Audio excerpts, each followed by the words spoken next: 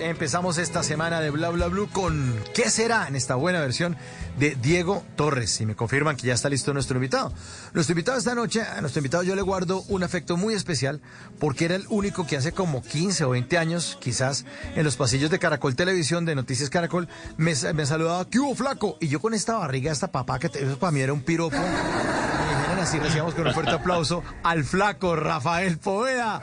Muy buenas noches, Rafa, gracias por estar con nosotros. Alexander, me encanta saludarte. ¿Cómo vas, hermano? ¿Qué ha habido, Rafa? ¿Cómo va? Muy bien, muy bien. Aquí disfrutando el final del puente, aunque yo me quedé aquí en Bogotá, naturalmente. Pero bueno, aquellas personas que están como en el tráfico regresando a Bogotá, pues qué bueno que podamos estar con ellos. Ahí los estaremos entonces acompañando. Bueno, gran sorpresa estos 3 libros suyos. ¿Es que le dio por lanzarlos al tiempo, Rafa? ¿Cómo fue la historia? Hombre, la historia son 3 libros, 2 basados en una entrevista que tuvimos durante más de 30 horas con Luis Alfredo Garavito. Uno se llama Tras la sombra de Garavito, con Cristian Valencia, es la principal pluma. El segundo se llama El reflejo de la bestia, con Xiomara Barrera, una gran escritora. Y el último, El día que me iban a matar, que no estaba como por ahí, pero bajo, tú sabes que siempre las circunstancias son las que imperan en esto. Y bueno, me enteré que me iban a matar hacía como 23 años. Y yo pensaba originalmente hacer como un reportaje de televisión, eso es lo que yo sé hacer. Pues me causó mucha curiosidad, pero investigando mucho, hablando con la persona, que el paramilitar que me iba a matar, Alexander Gutiérrez alias Picúa, pues me di cuenta que eso podía dar para un libro en donde podíamos contar mucho lo que sucedió con esos paramilitares del Magdalena Medio y todo lo que sucedió en nuestro país, y también entrelazarlo con historias mías de mis coberturas periodísticas. Pues yo llevo 40 años haciendo periodismo, entonces dije, vamos a hacer ese libro, y la verdad que fue un gran desafío porque el libro me lo entregaron el mismo día que comenzó la Feria del Libro. Me entregaron 200 libros y ya después me entregaron los otros libros porque estaba como que ahí escribiéndole, dándole, trabajando con un gran escritor llamado Fabián Martínez, que fue como mi asesor editorial, la persona que me ayudó a escribir este libro. Bueno, pero esto es de Testigo Directo Editorial, ¿es el mismo nombre de su productora de televisión, de su programa? Pues sí, nosotros, te cuento un poquitico, tenemos una empresa, somos más o menos 100 personas, un poquitico más. Todo depende de los contratos que vayamos consiguiendo, puede aumentar o pueden ser menos. Hacemos comunicaciones estratégicas, tenemos el programa llamado Testigo Directo, que ya lleva 15 años al aire y está siendo emitido en 28 países, en diferentes lugares. Y nos ha ido, la verdad, que muy bien, y ahí hemos encontrado muchas historias. Entonces, cuando comenzamos a planear estos libros, pues dijimos, pues creemos una editorial. Me interesan mucho los negocios y me interesa mucho saber cómo funciona esto del mundo del libro, que ha sido absolutamente fascinante. Y entonces una marca dentro de la empresa, habían 2 marcas, una es RPTV, Rafael Poveda Televisión, y la otra era Testigo Directo. Y pues Testigo Directo, afortunadamente lo hemos logrado posicionar, y dijimos, pues vamos a hacer Testigo Directo Editorial, porque va a ser una editorial basada en títulos periodísticos, pueden ser novelas basadas en la vida real, pero mucho de periodismo. Y por eso creamos pues la editorial, y la verdad que ha sido una experiencia espectacular. Usted ha sido uno de los grandes reporteros que yo he visto en mi vida, un tipo de que se le mide y tiene que estar allá donde está la noticia. De hecho, lo recuerdo muchísimo, Rafa, usted fue el primero que salió a reportar el Nogal, la bomba del Nogal en el 2003. La primera imagen que lo vi fue usted, porque incluso creo que usted estaba pasando por ahí, creo que no estaba trabajando y ocurrió lo de la bomba del Nogal. ¿Es así, Rafa? ¿Me corrige? Sí, yo vivía antes arriba del Nogal, cerca a la montaña, sí, cerca al Club Metropolitan, y tenía una vista pues del apartamento de Bogotá, y recuerdo que ese día, ese viernes, como a las 8:00 me habían hecho una entrevista en el Canal 13 y yo llegaba, pero yo nunca escuché la bomba porque yo venía manejando. Y cuando llego al apartamento, vimos el hongo ese que estaba saliendo de la explosión. Y yo dije, uy, esto tiene que ser o el club en Nogal o la residencia del embajador estadounidense que vive a unas 2 cuadras en la misma línea del club en Nogal. Ahí cogimos el carro, yo estaba con Mónica Cortés, ella trabajaba también en RCN, y nos fuimos. Yo había vivido al lado del club en Nogal cuando llegué a Colombia. Había arrendado, yo llegué en el año 98, había arrendado un apartamento ahí, llegué, parqué, el vigilante todavía era don Pedro, y le dije, don Pedro, ¿le puede dejar el carro acá? Claro, Mónica se conectó con RCN por celular, yo ahí la perdí, no la volví a ver, y yo comencé, pues, y llegué ahí al Club El Nogal, inmediatamente, como a los 15 minutos, nos llegó la cámara de RCN con la microondas y comenzamos a transmitir. Y la verdad que fue una experiencia bastante dura para mí, pues porque llegamos ahí, eso parecía un campo de batalla, era increíble la gente que estaba desafortunadamente en el piso, que había fallecido, los policías unos para un lado, otros corriendo para el otro. La verdad que la gente no sabía qué hacer, el club en Nogal en llamas. Y fue una experiencia que nos llevó en RCN a ganarnos el premio Simón Bolívar por mejor cobertura a una noticia. O sea que ha sido un gran desafío para mí. Creo que fue una oportunidad de mostrar un poco. Yo siempre me preparé, sobre todo en Estados Unidos, a hacer transmisiones en directo. Entonces, cuando llegué aquí, pues las hacía. Yo tenía esa experiencia porque tenía que salir en directo en el canal 51 de Miami todos los días. Y bueno, esa fue una de las grandes historias, pero y lo contamos un poco en el libro. Este libro me dio la oportunidad de traer muchas cosas que me pasaron periodísticamente. Alguien me decía, ¿y yo por qué me metí en tantos problemas haciendo tanto periodismo? Pero eso es lo que uno tiene que hacer, ¿cierto? Ajá. Yo también tuve la oportunidad de estar en la bomba la 15/93 de Pablo Escobar.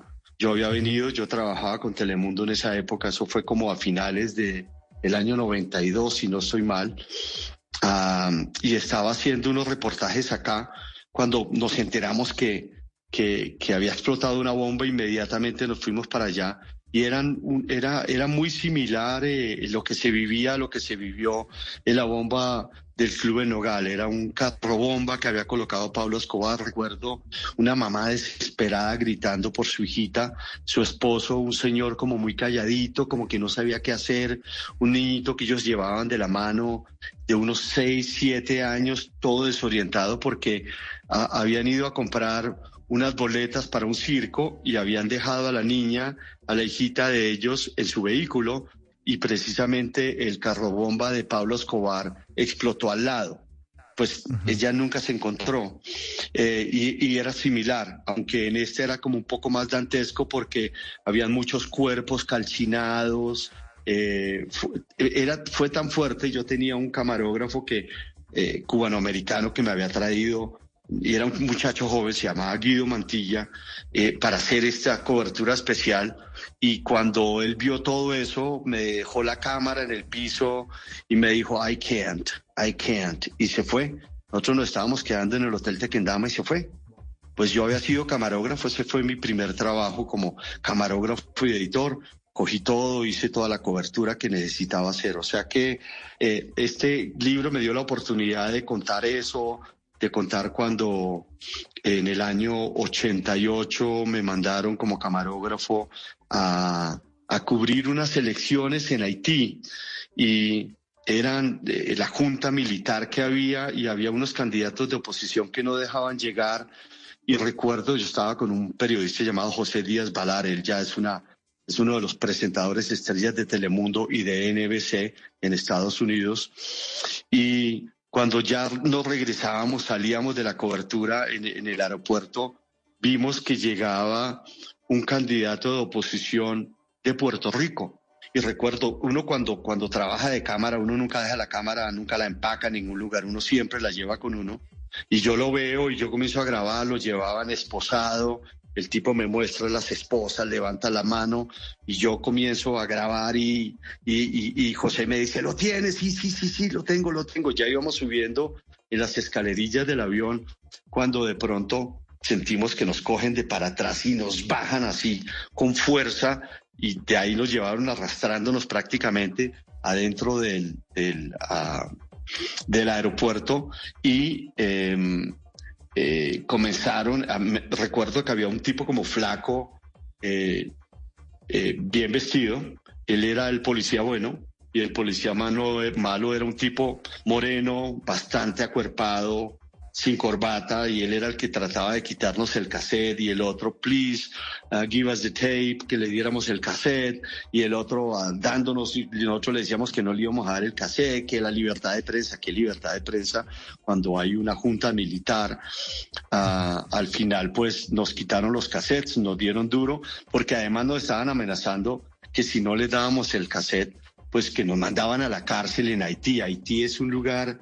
las personas que han ido allá, es un lugar muy pobre, lleno de pandillas, a un lugar durísimo, de las experiencias más fuertes que he tenido haciendo coberturas periodísticas, y yo no me iba a quedar un minuto más en ese país. La verdad que pues nos quitaron los cassettes.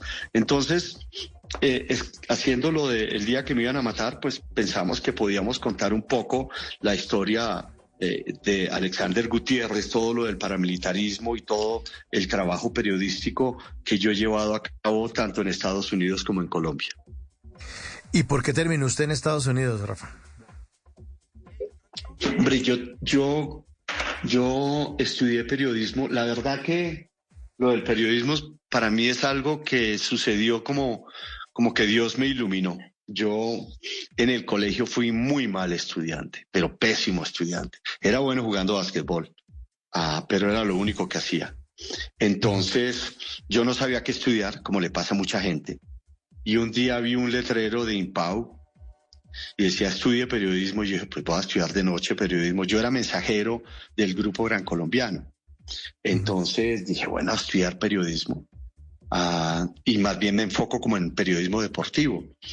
Y la primera noche que fui a clases había un profesor que se llamaba Humberto Quinco, era un brasilero japonés, y el tipo tan apasionado que ese día me enamoré del periodismo. La verdad que me cambió la vida, además porque nuestra clase era de 8 a 10 de la noche y después de clase nos íbamos a tomar aguardiente y él nos contaba historias. Y ahí se enamoró eso mucho fue... más. Con el aguardiente un poco más. Y el aguardiente y la cosa, y entonces yo me gradué el 20 de enero del año 81 me gradué, y el 20 de febrero de ese mismo año me fui para Estados Unidos. El presidente del Grupo Gran Colombiano, con quien tenía una gran amistad, había hecho una gran amistad, me consiguió la visa para irme para Estados Unidos. Yo tenía una hermana, o tengo una hermana, pero tenía una hermana que vivía en Washington, y me fui para allá, y me fui a aventurar. Obviamente que los primeros 6 meses pues tenía visa, pero ya después no tenía visa.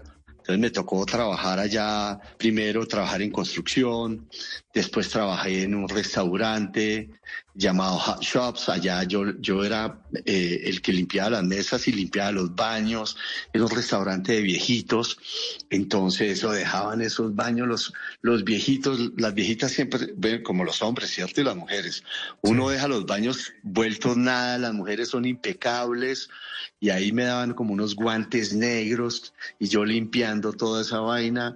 Bueno, trabajé de cocinero en un lugar que se llamaba Roy Rogers, que era como la competencia de McDonald's, y ahí me tocaba, yo comenzaba a las 5 de la tarde, a las 9 ya dejaba de ser cocinero y me tocaba limpiar el restaurante, que era grandote, con una chica de Afganistán.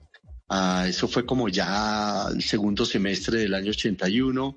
Y la verdad que salía como a la 1 de la mañana, me iba caminando a donde vivía, pero fue una experiencia espectacular. La verdad que cuando caía nieve, uno a la 1 de la mañana con ese frío, yo me había comprado unas botas unas botas como de caucho y un abrigo en una iglesia presbiteriana. Cada uno me costó $1. Entonces yo con eso llegaba al lugar en donde estaba viviendo, un muchacho venezolano que me había alquilado una habitación.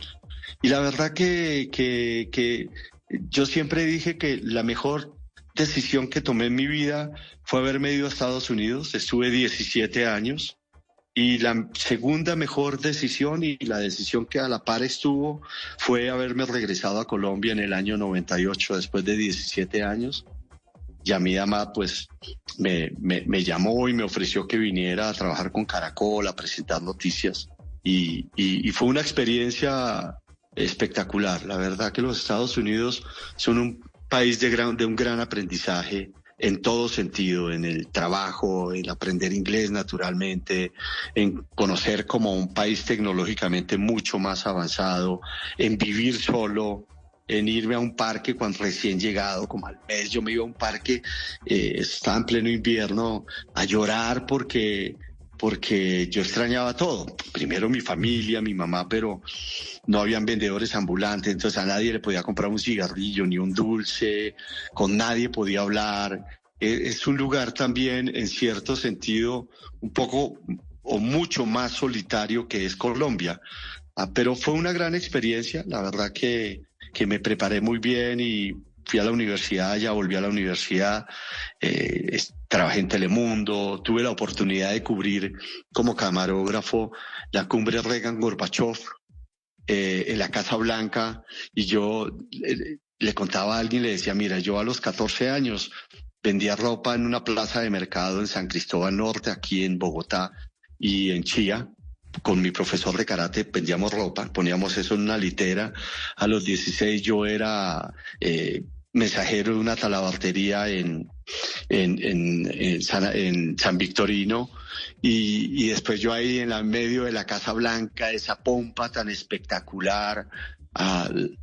Pues la verdad que viví muchas cosas que me cambiaron la vida y que me dieron mucho aprendizaje en Estados Unidos. ¿Y por qué volvió, Rafa? ¿Qué lo hizo volver? Yo le había hecho, yo una vez, bueno, yo mandaba reportajes al noticiero nacional. Comencé mandando reportajes desde la primera cumbre de las Américas en el año 94, con Clinton era el presidente. Y esos 4 años yo le mandaba reportajes al noticiero nacional. La directora era Lucía Madriñán, una gran persona. Y entonces los reportajes eran de cosas curiosas, de historias desde Estados Unidos. Cubrí, por ejemplo, y eso fue súper interesante, cubrí la Serie Mundial en donde participaron los Marlins, y el héroe fue Edgar Rentería. Eso fue en el año 97. Claro. Entonces yo lo seguía a él. Estuvimos desde Atlanta, después la final fue con Cleveland, entonces me mandaban a Cleveland, yo llevaba mi cámara, pero me mandaba al canal 51 y yo tenía que cubrir los partidos, regresaba al 51 y yo me quedaba editando toda la noche los reportajes para el Noticiero Nacional, y el noticiero llamaba 7:30 Caracol, y a las 6 de la mañana ya me tenían satélite. Entonces mandaba el satélite, no dormía toda la noche. Yo trabajaba como desde las 2 de la tarde, entonces estaba bien. Y eso me dio a conocer un poco más dentro de el ámbito periodístico, de compañeros, de colegas, porque lo que hacía el Noticiero Nacional era cada 2 semanas, cada mes. Y entonces Yamid Amat, como en marzo del año 98, me llamó su secretaria Gloria Vecino y me llama y me dice, mira, Rafa, le voy a pasar a don Yamid. Y Yamid es un tipo muy al grano. Y me dice, Rafa, ¿cómo estás? ¿Qué hubo, Rafa? Tengo una oferta para ti. ¿Quieres venir a Colombia? Y yo no había pensado en eso. Te mandamos los pasajes. ¿Puedes venir el martes? Y eso era un jueves. No puedes venir el sábado. Y yo, sí, pues sí. y pedí permiso, me vine ese sábado. La otra semana estuvimos como mirando todo lo de Caracol, porque Caracol se había ganado junto a RCN la licencia, pues la licitación para tener un canal privado. La base de Caracol era CMI y la base de RCN era QAP. ¿Te acuerdas? Los noticieros, sí, claro, a las 9:30 de la noche, que eran muy conocidos los dos. Y bueno, CMI todavía lo es. Y vine y me acuerdo que ese lunes la vicepresidenta administrativa me dice, Rafael, ¿y por qué quieres venir a Colombia? Y yo le dije, pero yo no sé si quiero venir a Colombia todavía. Pues ya a mí me dijo que quería hacerme una oferta y pues quiero escucharte. Y ella me hizo una oferta que me pareció interesante y me vine, hermano. Y la verdad que ha sido lo mejor para mí. Aquí me va a quedar. Este es un país que yo amo con toda el alma. La verdad que a pesar de todo lo que sucede, no hay ningún país que me hace más feliz que este. Entonces, me regresé y bueno, aquí también me desarrollé periodísticamente mucho. Y yo me acuerdo también en esa época que usted, pues claro, todos nos preguntaban, todos decían, oiga, todos estamos buscando, en esa época, en el 98, todos mirando a ver cómo nos largamos y Rafa Poveda se viene para Colombia, ¿verdad? Y yo me acuerdo que usted decía, no, lo que pasa es que cuando uno está en Estados Unidos, lo más grave que pasa es que se metió una babilla por allá en una piscina en una casa en el sur de la Florida y usted decía, pero aquí en Colombia sí hay noticias. Me acuerdo que en algún momento le escuché eso, Rafa. Decía, aquí sí hay. Mira, aquí yo tenía mi mejor amiga, se llama Marcela Durán, periodista del Noticiero Nacional de hace mucho tiempo. Recuerdo que una vez yo trabajaba, mi turno en el canal 51 de Telemundo era como de 2 de la tarde a 10 de la noche. Y recuerdo que un día llegué y me dijeron, mira, ella es una periodista colombiana que viene a hacer prácticas. Bueno, no venía a hacer prácticas, es que Pablo Escobar la había amenazado de muerte, entonces le había tocado irse por un tiempo y había terminado en Telemundo. Había en esa época un gran periodista que desafortunadamente falleció, Luis Calle, que fue espectacular, y él llevó a Marcela y a mí me dijeron, bueno, usted es colombiano, llévela para todo lado. Y esa noche recuerdo que le dije, venga, y nos pusimos a hablar. Y después del mi turno, que acabé como a las 11 de la noche, nos fuimos con Marcela. Afortunadamente ya estaba quedando cerca donde yo vivía. Y nos fuimos a un lugar a tomar cerveza. Y esta comienza a contarme todas las historias de Colombia, de Pablo Escobar, que Popeye se le había entregado. Mejor dicho, una cosa. Y yo decía, y yo cubriendo el niño que murió, que se cayó en la bicicleta, o el accidente de tránsito. ¿Sí me entiendes? No había punto de comparación. No había punto, y bueno, esa era la época difícil con todo el narcotráfico y Pablo Escobar. Entonces, yo decía, no, increíble, porque este tema del periodismo es una cosa rara.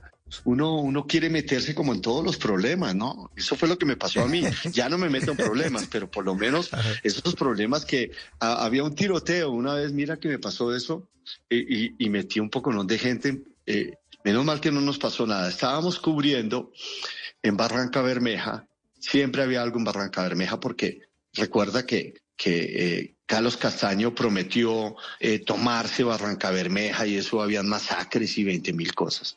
Y un día alguien me dice que habían unos enfrentamientos cerca, en un lugar llamado Cuatro Bocas, entre los paramilitares y las FARC. Y entonces yo armé viaje. ¿Y qué es lo que nos pasa a los periodistas y sobre todo a los de RCN, que en esa época estaba Andrés Gil, muy buen periodista que ahora está en España, y me ve saliendo y me dice, ¿usted para dónde va? Y le dije, no, hay unos enfrentamientos. Pues obviamente que él no me iba a dejar ir solo, pues por la chiva, ¿no? Si este tiene la chiva y no la tengo yo, y ahí se pegaron todos. Y nos conseguimos una chalupa, colocamos, yo me llevé del hotel una sábana blanca, y nos fuimos para allá. Y llegando a Cuatro Bocas, comenzamos a escuchar disparándonos a nosotros y nosotros gritando como unos idiotas, ¡prensa! ¡Prensa! Y estos tipos nos seguían disparando el que manejaba la chalupa, imagínate, más o menos se atortoló, se la apaga la chalupa y nosotros gritando prensa. Menos mal que la volvió a prender, dio la vuelta y nos fuimos rapidísimo, y al irnos eso sonaba pa, pa, pa, pa, pa, pa, pa, pa, pa, pa. Nos salvamos, y yo diciendo, ¿y yo por qué me tenía que meter acá? Uh-huh. Y me pasó lo mismo. Bueno, ahí ya me mandó Caracol la toma del ELN, de la autopista en el año 2000, la autopista Medellín-Bogotá, más adelante de Cocorná, que eso tenían todo bloqueado, habían pinchado las llantas de un poconón de camiones. Nos tocó dormir ahí como en unos bultos de café, y al otro día como a las 5:30 llegaron como en paracaídas, llegó la tropa y uno para abajo y al lado de la tropa y transmitiendo, y la gente debajo de los camiones, y eso sonaba esa plomacera entre el ejército y el ELN. Y la verdad que yo pues a mí me encantaba hacer eso, y ahí también nos ganamos un premio Simón Bolívar por mejor cobertura de una noticia. Afortunadamente, hermano, no me pasó nada, pero siempre que había algo yo me metía ahí, y eso me apasionaba. Me llamaba mucho la atención. Y Colombia, pues obviamente en Estados Unidos, que había lo máximo que fui una vez, ¿te acuerdas? En Atlanta, en los Olímpicos, en el año 96, si no estoy mal, que hubo una explosión de una bomba en un concierto. Pero yo no estaba allá. A mí me mandaron a cubrir eso inmediatamente, pero ya no había nada, pues, si me entiendes. Pero no, en Estados Unidos, salvo, y esa sí no fui, en Oklahoma, que un tipo llamado Timothy McVeigh colocó una bomba, un carro bomba que mató un poconón de gente. Pero era muy diferente, ¿no?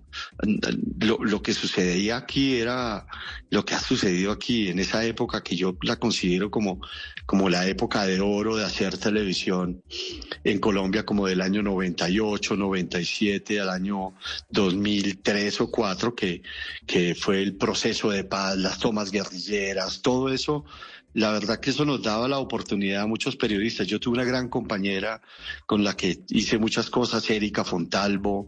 Estuvimos ¿te acuerdas? El secuestro del avión de Avianca. Allá nos cogieron como a las 3 de la mañana plomo, el avión fantasma, mejor dicho.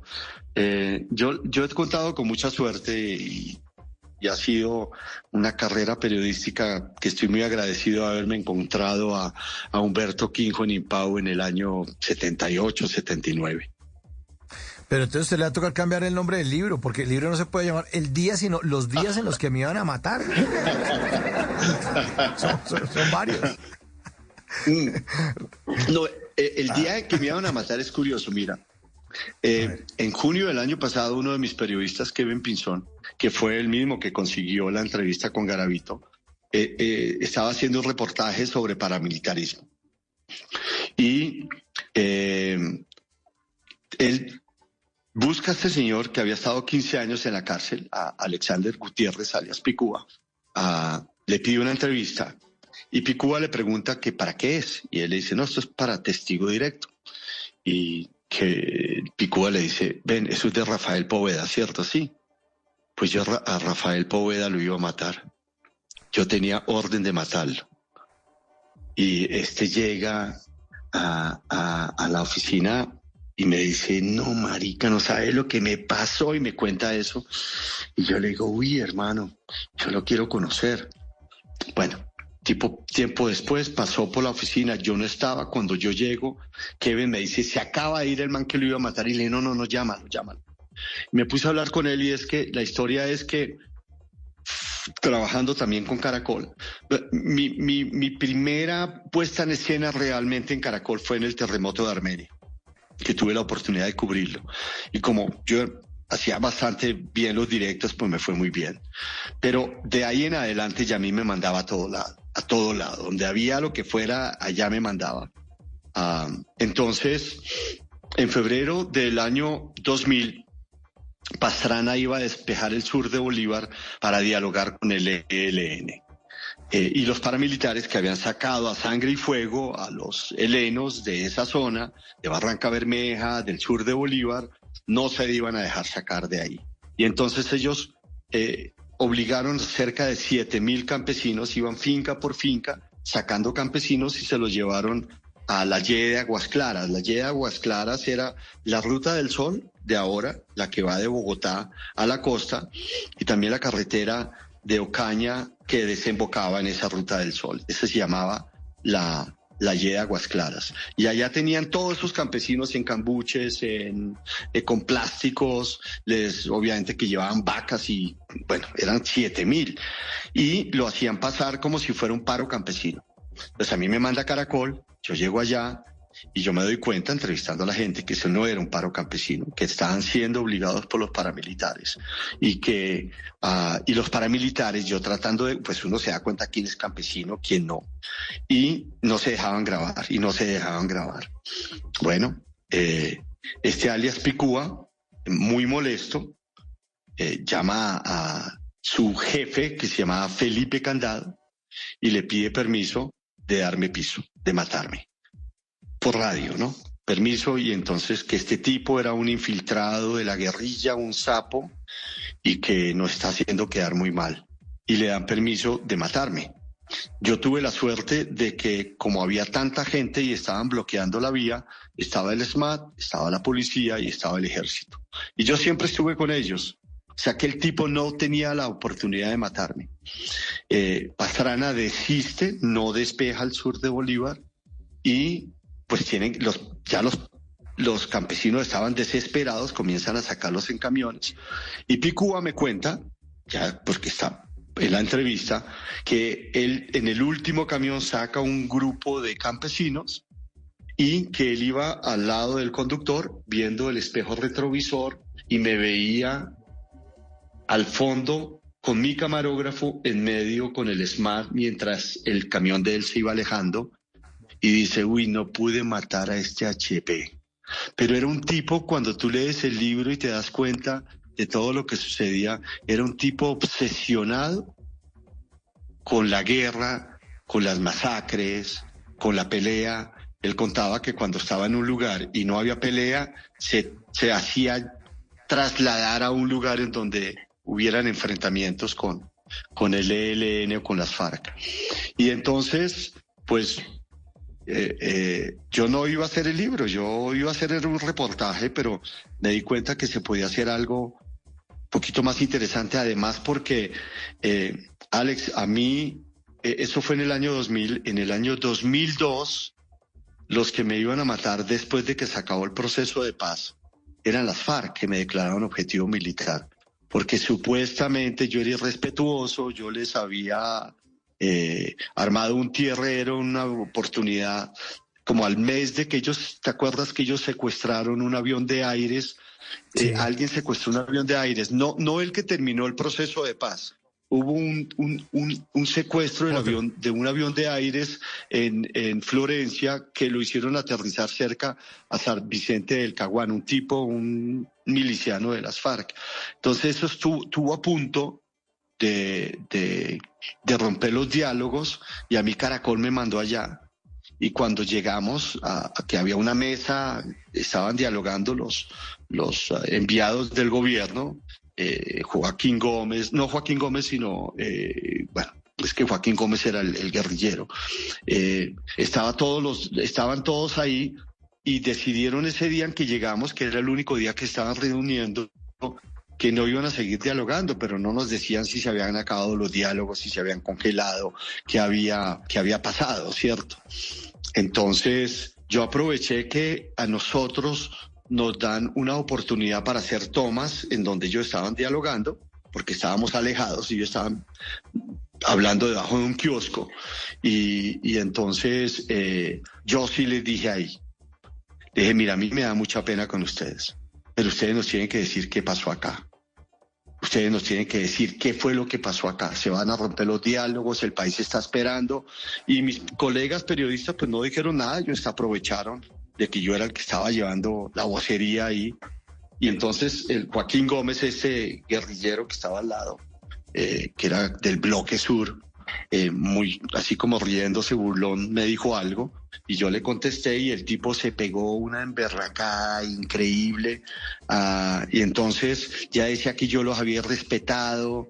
Erika Fontalvo, que era otra compañera que iba a los diálogos de paz, una vez regresando a Caracol me dijo: Rafa, no vuelvas allá, no te quieren ni poquito. Otra chica que es corresponsal de la WA ahora, Olga Lucía Reyes, también me dijo lo mismo. Y bueno, todo esto había sucedido también porque cuando Pastrana, no sé si tú recuerdas que Pastrana también estuvo en San Vicente del Caguán 2 días, que le tocó quedarse una noche allá en el batallón Cazadores porque el proceso de paz estaba muy, muy frágil. Estuvo hablando con tiro fijo, a mí me mandaron de nuevo, siempre me mandaban. Y recuerdo que cuando él se regresaba el segundo día, yo le pregunto a tiro fijo, ahí estaba, antes de llegar al aeropuerto ya nos tenían como afuera en una cerca, no nos dejaban acercarlos y le dije: comandante Marulanda, ¿estaría usted dispuesto a dialogar con Carlos Castaño? Pastrana ni pendejo siguió derecho. Este se ha devuelto furioso, mejor dicho, que cómo así, que eso sería el acabose, que hablar con Carlos Castaño, que no había ni chance, estaba furioso. Entonces ya creían que yo era como enviado por Castaño, yo ni lo conocí. Entonces ahí me eché también la soga al cuello, además de que Simón Trinidad una vez me paró y me dijo que yo era un irrespetuoso porque yo le decía tiro fijo al comandante Marulanda y él era el comandante Marulanda y no era tiro fijo. El mono Jojoy me decía preguntón, ahí viene el preguntón, mejor dicho, me los había echado todos encima. Y bueno, me declararon objetivo militar como al mes de que había terminado los diálogos. Entonces, pues pensé que valía la pena contar todo eso, ¿no? Tanto de Picúa por un lado, en donde el libro tiene un título: El día que me iban a matar, hacer preguntas incómodas que pueden llevar a la tumba. Y la verdad que eso es lo que sucede en Colombia, desafortunadamente, hermano. Sí. Y dentro de toda esa cantidad de historias que han pasado por su vida frente a su cámara, ¿por qué hacerla de Garavito? ¿Qué fue lo que lo llevó a hacer esos otros 2 libros? No, Garavito. Mira, Garavito yo no estaba buscando a Garavito. Te cuento un poco de Testigo Directo. Testigo Directo es un programa en donde la gran mayoría de los reporteros han sido practicantes. El director, que se llama Alexander Oyola, gran director, con experiencia. Alex trabajó en Caracol y en RCN, trabajamos juntos. Él es el que me dirige eso, pero la gran mayoría de los pelados llegan ahí y uno los va midiendo, ¿cierto? Yo los cojo y les digo: quiero mirar si este chino tiene pelo pa' moño. Y yo los presiono, naturalmente, a que hagan los mejores reportajes. Y uno de ellos fue Kevin Pinzón, pelado de 18 años, que quería hacer reportajes. Entonces llegó ahí, yo lo conocí, super pilo, Kevin. Su primer reportaje me gustó, el segundo también. Y un día me llama como en enero del año 2020 y me dice: Rafa, tenemos a Garavito. Y yo: ¿cómo así? Sí, tenemos a Garavito. Pues él escribió una carta para entrevistar a la cárcel de la Tramacúa en Valledupar, tanto a Garavito como a Popeye. Yo a Popeye lo entrevisté 7 veces en la cárcel de Cómbita. Y le escribió a Popeye porque recuerda que Popeye quedó libre, pero después se metió en problemas y lo volvieron a coger preso y ya no lo mandaron para Cómbita, sino para la Tramacúa. Entonces él ya les escribió pidiendo entrevistas y Garavito le puso atención. Lo llamó un familiar de Garavito y después comenzó a hablar con Garavito. Yo me vi con Garavito y con Kevin, nos vimos en febrero del año 2020. Fuimos a visitarlo a su celda en la cárcel, sin cámaras, naturalmente, para conocerlos. Tuvimos desde las 9 de la mañana hasta las 2 de la tarde hablando con él. Y la verdad que ese día, Alex, me di cuenta de que esa historia había que contarla. de que era una historia que tenía demasiadas historias, Garavito. Mejor dicho, fue de esas 5 horas de conversaciones en donde eran muy poquitas las preguntas y mucho lo que nos contaba y lo que nos contaba. Y el personaje que era, este es un culebrero, una persona con don de palabra, y nos contaba, por ejemplo, que yo le pregunté qué tan fácil era llevarse un niño, me contaba como en un mitin político, como en una manifestación política, en un pueblo de Quindío, en una campaña política, él iba una señora caminando en la plaza principal, que había mucha gente, y en su mano izquierda llevaba una niñita, como unos 8 añitos, mayor, y en su mano derecha un niñito, y él se fue detrás cazándolos, se fue detrás y le hacía como que caritas y moquitas al niño, y el niño mirando para atrás, y de pronto por uno u otro motivo la mamá lo soltó. Y Garavito se lo llevó para siempre, hermano. Y yo decía, wow, así de fácil, todo lo que contaba, cómo se hacía pasar como por una persona minusválida, y le dijimos, ven, para y cuéntanos cómo lo haces, y el tipo era un actor, mejor dicho, se paró así, y como si tuviera como un bastón, y comenzaba, le temblaba hasta la cara, hermano. Y yo decía, uy, yo miraba a Kevin, nos mirábamos, y yo decía, uy, este tipo, qué tipo. Y ese día salimos convencidos de que esa historia había que contarla. Estuvimos, bueno, pero eso era febrero del 2020, en marzo se vino la pandemia. Claro, yo durante esa pandemia también tenía mucho temor, porque yo tenía en esa época, Martín, mi hijo, no, tenía como 9 años. Y yo decía, yo no sé si yo podría entrevistarlo. Es más, dije muchas veces a Kevin que él le iba a tocar hacer eso. Pero después ya nos firmó la autorización, y cuando nos firma la autorización fuimos al IMPEC a hablar con el general Mariano Botero, un gran tipo, muy buena persona, y nos dice, pero Rafa, tienes que entrevistarlo ya porque ese tipo se va a morir, tiene cáncer. No, corriendo, hicimos reuniones como mesas redondas con expertos, con psicólogos, con psiquiatras que nos contaran sobre Garavito, leyendo libros, el libro de Aranguren, que es muy bueno, se llama 192, el libro también de los monstruos en Colombia existen, también bueno, buscando por todo lado, lo de las confesiones. También teníamos, como estamos haciendo un documental, pues teníamos que conseguir todos los equipos, y nos fuimos. Yo estuve 5 días con él y con Kevin. Lo entrevistábamos de 10 de la mañana a 12 y de 2 de la tarde a 4 de la tarde.